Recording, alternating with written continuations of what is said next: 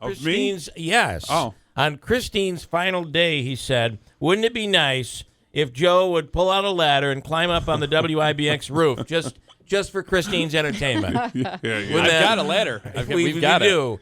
You'll have to. Don't do that for me. Unfortunately, I don't have that much time to get up and then get back down for work today. You'll have to Google Joe Lode climbing on a roof. And if Joe Lode goes up that ladder, we won't see him again until Christine's replacement Not comes unless in. you got one of those lifts to get me down. the coming down is the hardest part. So, all right, in Washington right now is Congressman Richard Hanna. Good morning, sir.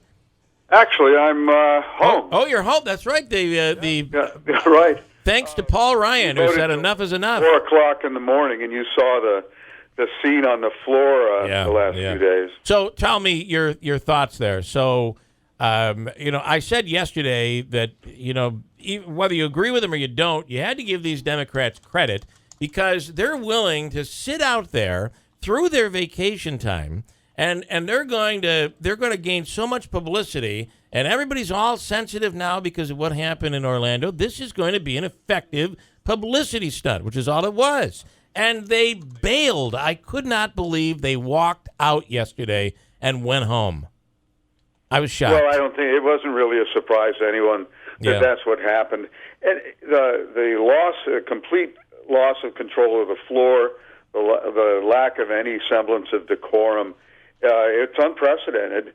And it's born out of frustration over a number of issues. And, I get that. But you're right. At the end of the day, a group of people who said they were going to be there all through the 4th of July until we go back simply didn't. They left early yesterday morning, and that really was no surprise. But how do you after saying after telling everyone you're going to Bill, you have to ask them. It was a little surprising to me, but I think a lot of politicians are big on talk and slow on action, and it's a sacrifice for them to be there. But they said they were going to do it, and they didn't. I'm not surprised, having been there for 5.5 years, that's the outcome. Yeah. But the reality is we have all three branches of government are in trouble. We have a presidency who these executives orders are far-reaching and inappropriate. You saw that with the Supreme Court decision. We have a Supreme Court that's one person short, so we have these ties. So we have a Senate that won't take up consideration of a new Supreme Court member, and it's a shame because it's important that we function together and build this country, and that's just not happening. We wanted to talk to you. I know you reached out last week after the Assemblywoman was on, Assemblywoman Tenney, and challenged your record in defense of... Yeah, that's funny. I think some people just say anything, always reactive, never based on reality. Her record is the third worst voting record in the Senate and Assembly. That's out of 200 and something people. I think everybody misses votes, and certainly if your mother's sick, you have every right to be where you need to be. But what you know about her is that she literally did not tell the truth about where she was the days that she claimed she was someplace else.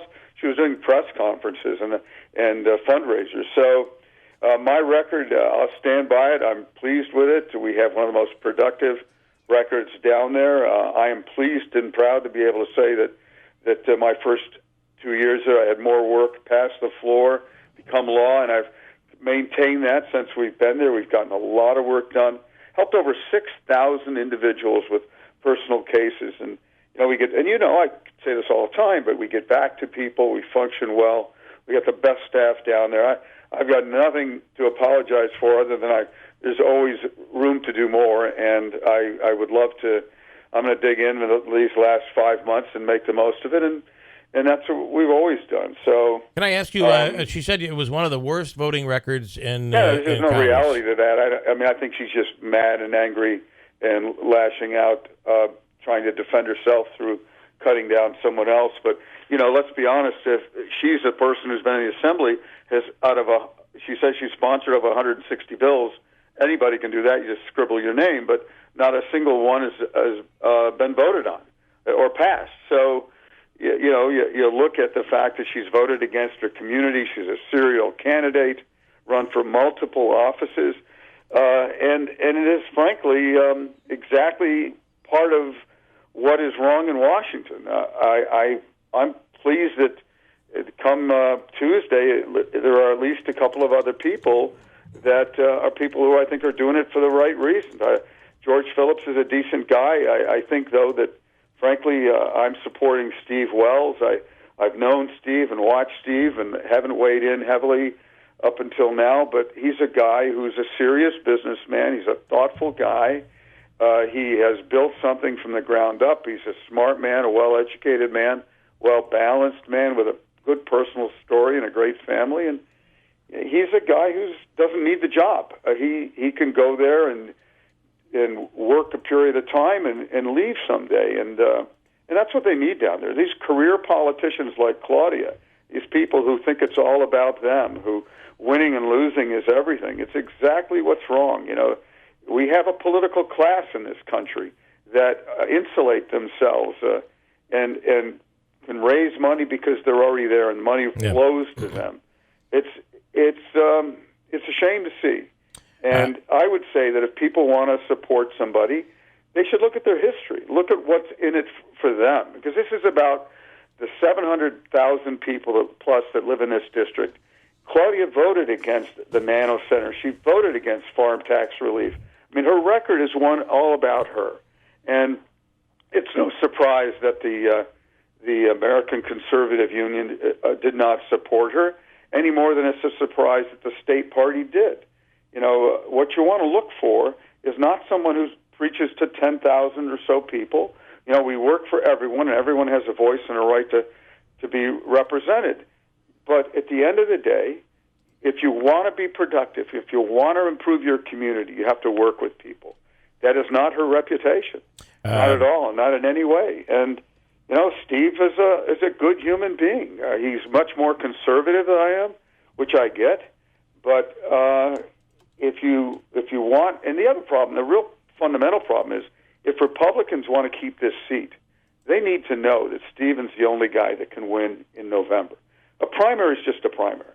But the election to decide which party is representing this district, that's in November. And I know that the Democratic Party has so much to say about Claudia with her record, which is a very negative and unproductive record, mostly self-centered. They're salivating at the opportunity to run against her. So if people want to support anybody but Steve, they're certainly welcome to do that. And again, I like George, but I want somebody who could win, who's doing it for the right reasons. George has run twice before, unsuccessfully. I give him credit for that. But if you want to lose this seat, all you got to do is vote for somebody other than Steve. And I want to just close with, as you know, I know you wanted to call in with Christine in her final day here. Yeah, it's her last day. I'm going to miss her. Yeah. Thank you so much. That means a lot to me. Not a lot will change over the next month, because she's still going to be on the air with us for a month. But after that end of July, we will be bidding farewell. So we appreciate your time, Congressman. Thanks so much for calling in. Thank you, and take care. And Christine, good luck to you, whatever you do. Thank you very much. Got a break here. We'll come right back at WIBX.